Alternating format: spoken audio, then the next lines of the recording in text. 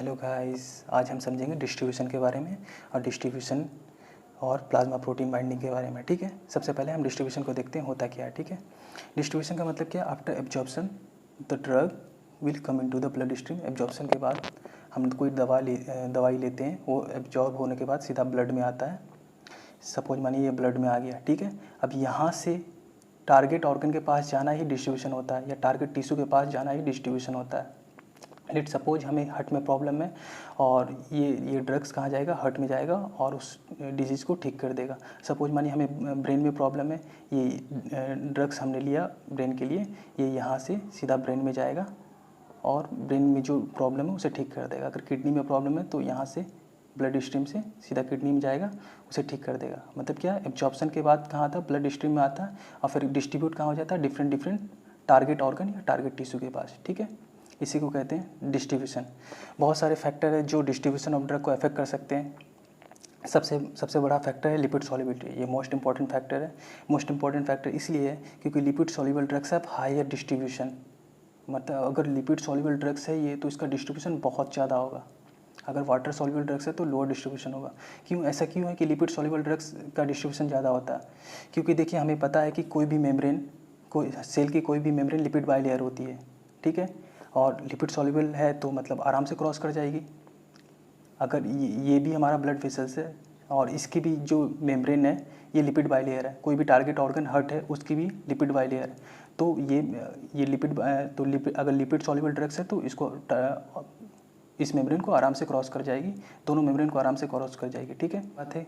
अगर water soluble drugs है तो उसका डिस्ट्रीब्यूशन बहुत कम होगा। ठीक है, समझ गए ऐसा क्यों होगा? क्योंकि हमारी जितनी सेल की जो मेम्ब्रेन होती है मोस्टली लिपिड बाइलेयर होती है। ठीक है, lipid soluble drugs have higher distribution and water soluble drugs have lower distribution. ठीक है, समझ में आ गया। अब दूसरा फैक्टर है प्लाज्मा प्रोटीन बाइंडिंग। ये बहुत इंपॉर्टेंट फैक्टर है, इसे हम देखेंगे। ठीक है, सबसे पहले देखिए ये होता क्या है। हमें पता है कि प्लाज्मा में बहुत सारे ग्लोबुलिन होते हैं, एल्ब्यूमिन होते हैं, हमें पता है, और ये बड़े लार्ज साइज के मॉलिक्यूल्स होते हैं। ठीक है, अब कोई भी ड्रग्स यहाँ पे आया, ड्रग्स तो छोटे मॉलिक्यूल्स होते हैं, ड्रग्स तो आराम से क्रॉस कर जाएंगे, लेट सपोज अगर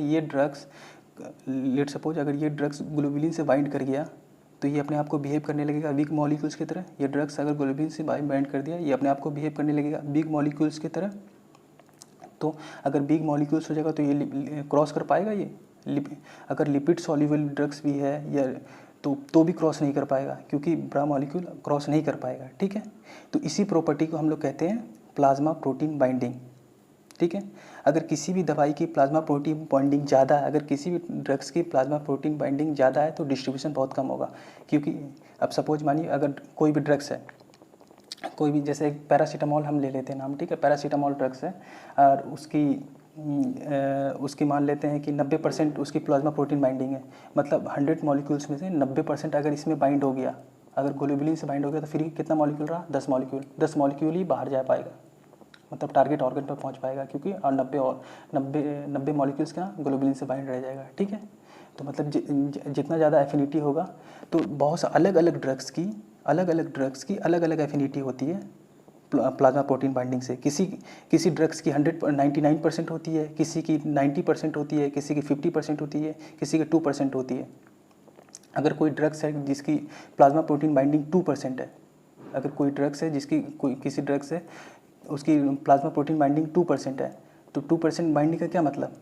100 मॉलिक्यूल्स में से 2% इससे बाइंड कर जाएगा प्लाज्मा प्रोटीन से, और फ्री कितना हो जाएगा? 98 मॉलिक्यूल्स कहाँ जाएगा? टारगेट ऑर्गन पर जाएगा और जो भी प्रॉब्लम है उसे ठीक कर देगा। समझ में आ गया। अब यहाँ पर देखना है acidic drugs binds to albumin. इसे याद रखना है, एसिडिक ड्रग किससे बाइंड करता है? एल्ब्यूमिन से। और बेसिक ड्रग किससे बाइंड करता है? अल्फा-1 एसिड ग्लाइकोप्रोटीन से। ठीक है, बेसिक ड्रग किससे बाइंड करता है? अल्फा-1 एसिड ग्लाइकोप्रोटीन से। अब मैंने आपको बता दिया कि different drugs have different percentage of binding.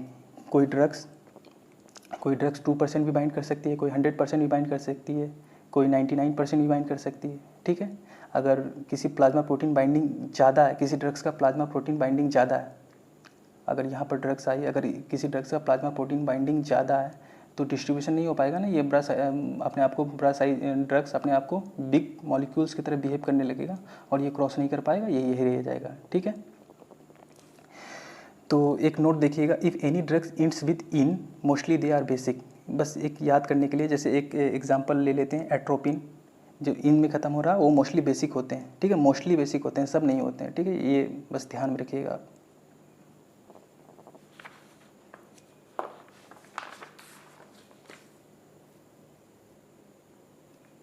अब हम देखेंगे importance of plasma protein binding, मतलब हम प्लाज्मा प्रोटीन बाइंडिंग क्यों पढ़ते हैं, इसका क्या इंपॉर्टेंस है, क्या रोल है, ठीक, फिर समझ में आएगा, ठीक है। हमें सबसे पहले हम ये देखते हैं इसका डिस्प्लेसमेंट इंटरेक्शन। डिस्प्लेसमेंट इंटरेक्शन होता है क्या, सबसे पहले हम एक एग्जांपल लेके समझते हैं, ठीक है। कोई ड्रग्स है वारफेरिन नाम की, ठीक है, वारफेरिन का प्लाज्मा प्रोटीन बाइंडिंग कितना होता है, 99% प्लाज्मा प्रोटीन से बाइंड कर जाती है। अगर कोई ड्रग्स आई एब्जॉर्ब होकर ब्लड स्ट्रीम में, कोई ड्रग्स एब्जॉर्ब होकर ब्लड स्ट्रीम में आई 100%, उसमें से 99% वारफेरिन क्या हो जाती है, बाइंड हो जाती है एल्ब्यूमिन से। सिर्फ 1% ही फ्री रहता है, 1% ही फ्री रहता है जो एक्शन प्रोड्यूस करता है, ठीक है, 99% फ्री होती है। और हमें 1% ही चाहिए, मतलब कोई भी डिजीज़ ठीक करने के लिए वारफेरिन का जो रोल होता है, ठीक है, जिसमें तो इसका प्लाज्मा प्रोटीन बाइंडिंग बहुत ही हाई है, बहुत ही हाई है। सिर्फ एक ही मॉलिक्यूल्स फ्री होता है, ठीक है, सिर्फ एक ही फ्री मॉलिक्यूल्स होता है वारफेरिन में, ठीक है, 99% बाइंड होगी एल्ब्यूमिन से। अब लेट सपोज मैंने एक एग्जांपल लेके समझता हूँ, कोई पेशेंट है जिसको वारफेरिन मिल रहा है, ठीक है, जिसको वारफेरिन मिल रहा है 6 महीने से, ट्रीटमेंट उसका चल रहा है, अब बहुत सही चल रहा है, ठीक है, उसको बहुत सही ट्रीटमेंट चल रहा है उसका। अब इस पेशेंट को, अब जो वारफेरिन ले रहा है इसी पेशेंट को, सेमी पेशेंट को अगर कोई इन्फेक्शन हो जाए, अगर इसी पेशेंट को इन्फेक्शन हो जाए, कोई इन्फेक्शन हो जाए, तो हम उसे ठीक करने के लिए एक ड्रग्स देते हैं जिसका नाम है सल्फोनामाइड्स, ठीक है। अब देखिएगा, ये सल्फोनामाइड्स देते हैं। अब प्रॉब्लम ये है कि सल्फोनामाइड्स भी एसिडिक है, सल्फोनामाइड्स भी एसिडिक है, और ये भी एल्ब्यूमिन से ही बाइंड करती है, ये भी एल्ब्यूमिन से ही बाइंड करती है। इसकी भी प्लाज्मा प्रोटीन बाइंडिंग बहुत ही ज़्यादा है। अब देखिए कंपटीशन बढ़ गया, क्योंकि दोनों एक ही जगह बाइंड करने की कोशिश करेगी, लेकिन अब देखना कंपटीशन बढ़ गया, अब जीतेगा कौन वो देखना। लेकिन हमें पता है, लेकिन आपको पता होना चाहिए सल्फोनामाइड्स की एफिनिटी बहुत ज़्यादा होती है। सल्फोनामाइड्स की क्या होती है, एफिनिटी एल्ब्यूमिन से बहुत ज़्यादा होती है। अगर हम दोनों साथ में लिए, अब सपोज मानिए सल्फोनामाइड्स अगर बाइंड कर गया इससे, कुछ मॉलिक्यूल्स वारफेरिन के फ्री कर देगा। अब ये फ्री मॉलिक्यूल कहाँ चल जाएगा, टारगेट ऑर्गन पर जाएगा, क्या कर देगा, ये पॉइजनिंग कर देगा, ड्रग पॉइजनिंग कर देगा, वारफेरिन की पॉइजनिंग कर देगा। क्योंकि हमें तो एक ही चाहिए था ठीक करने के लिए, लेकिन ये बहुत ज़्यादा किसके वजह से हो गया, सल्फोनामाइड्स की वजह से। सल्फोनामाइड्स का क्या हो गया, यहाँ पर एफिनिटी बहुत ज़्यादा है एल्ब्यूमिन से बाइंड होने की, और दोनों का सेम ही साइट है बाइंड होने का, क्या है, दोनों का सेम ही साइट है बाइंड होने का, इसलिए। और सल्फोनामाइड्स की बहुत ज़्यादा, केमिस्ट्री वाले से भी लिंक करिएगा, आपको डिस्प्लेसमेंट का पता चल जाएगा। अगर किसी का एफिनिटी ज़्यादा है तो वो क्या करता है, उसको डिस्प्लेसमेंट कर देता है, ठीक है। अब ये सल्फोनामाइड्स इससे बाइंड होगा तो ये क्या हो जाएगा, वारफेरिन यहाँ से कुछ फ्री मॉलिक्यूल्स हो जाएगा, और ये क्या कर देगा, पॉइजनिंग कर देगा, ठीक है। तो हमें याद रखना है, अगर कोई दो दवाई हाईली प्लाज्मा प्रोटीन बाइंडिंग है तो एक ड्रग दूसरे को डिस्प्लेस कर देती है, ठीक है, एक ड्रग दूसरे को डिस्प्लेस कर देती है, और जिससे टॉक्सिसिटी हो जाता है, ठीक है।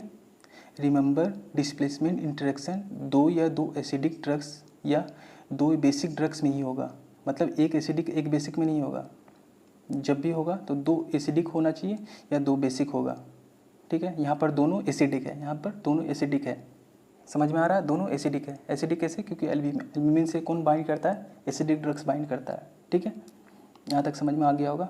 तो अब हम देख लेते हैं यहाँ क्या लिखा हुआ, ठीक है। Suppose if we give 100 molecules of warfarin, अगर हम किसी पेशेंट को 100 मॉलिक्यूल्स वारफेरिन दिया, ठीक है, it has 99% plasma protein binding, कितना 99% है प्लाज्मा प्रोटीन बाइंडिंग एबिलिटी है इस ड्रग्स के पास, तो 99% बाइंड होगी तो 1% ही फ्री रही, ठीक है।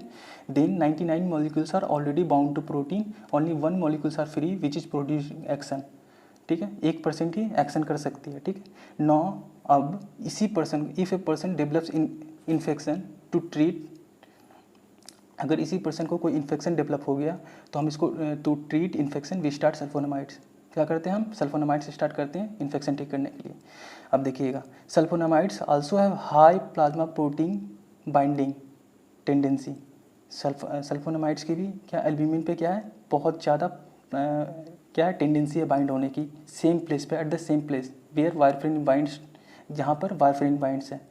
तो रिजल्ट क्या होगा, इसकी टेंडेंसी, सल्फोनामाइड्स की टेंडेंसी ज़्यादा है, एफिनिटी ज़्यादा है, तो ये क्या कर देगा, कुछ मॉलिक्यूल्स को फ्री कर देगा, किसके, वारफेरिन को, कुछ मॉलिक्यूल्स को फ्री कर देगा।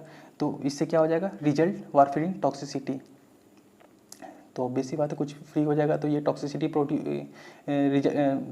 प्रोड्यूस हो जाएगा ना। तो this type of interaction is called displacement interaction. समझ में आ गया डिस्प्लेसमेंट इंटरेक्शन क्या है, ठीक है।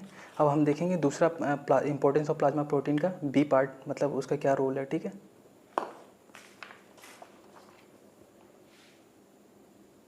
ठीक है, हम समझेंगे ड्यूरेशन ऑफ एक्शन। तो ड्यूरेशन ऑफ एक्शन हम एक एग्जांपल लेके समझते हैं, ठीक है।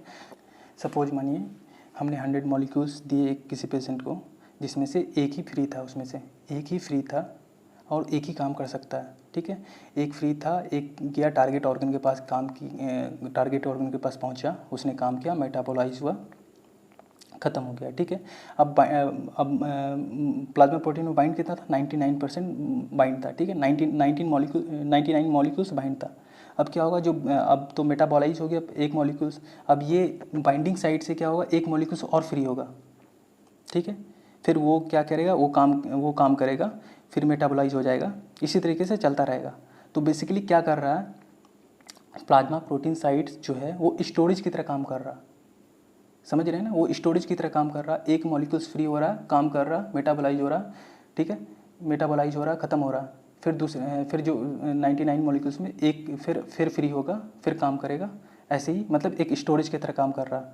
अगर ये स्टोरेज की तरह काम कर रहा है तो इससे क्या फ़ायदा होगा, तो ये मतलब ड्यूरेशन ऑफ एक्शन बढ़ रहा है ना, मतलब ड्यूरेशन ऑफ एक्शन टाइम बढ़ रहा है, एक एक मॉलिक्यूल्स आ रहा है धीरे धीरे, तो ड्यूरेशन ऑफ एक्शन क्या हो रहा है, बढ़ रहा।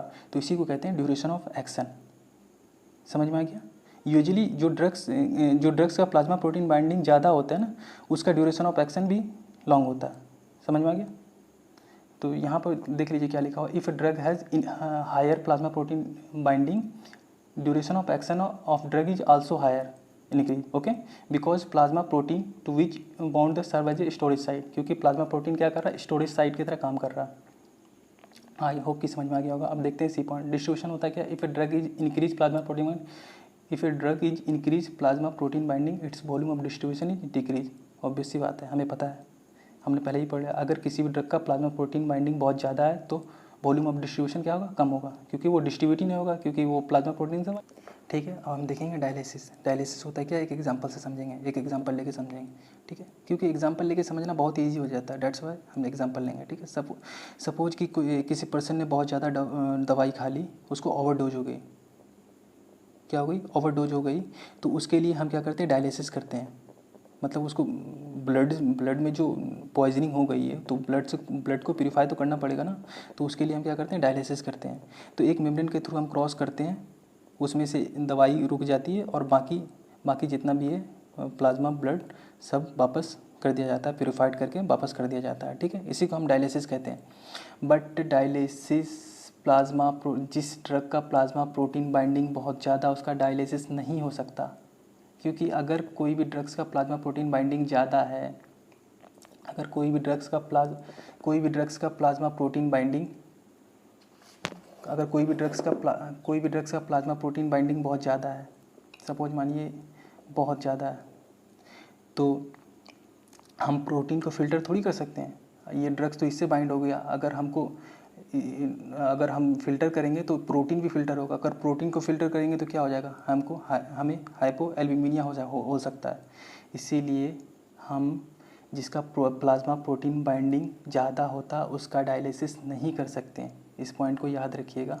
इसलिए हम पढ़ते हैं importance of plasma protein binding. समझ में आएगा किस लिए पढ़ते हैं, इसलिए पढ़ते हैं क्योंकि देख लीजिए लिखा हुआ क्या, if a drug has increase plasma protein binding, dialysis of that drug can not be done, नहीं हो सकता अगर किसी ड्रग का प्लाज्मा प्रोटीन बाइंडिंग बहुत ज़्यादा, because protein are not filter during dialysis, क्योंकि प्रोटीन फिल्टर नहीं हो सकता डायलिसिस के द्वारा। ओके, आज के लिए बस इतना ही, थैंक यू। आज के लिए बस इतना ही, उम्मीद करते हैं कि आपको ये लेक्चर बहुत अच्छे से समझ में आया होगा, ठीक है। और ऐसे ही इन्फॉर्मेटिव लेक्चर्स वीडियो देखने के लिए हमारे चैनल को सब्सक्राइब करें। Thank you.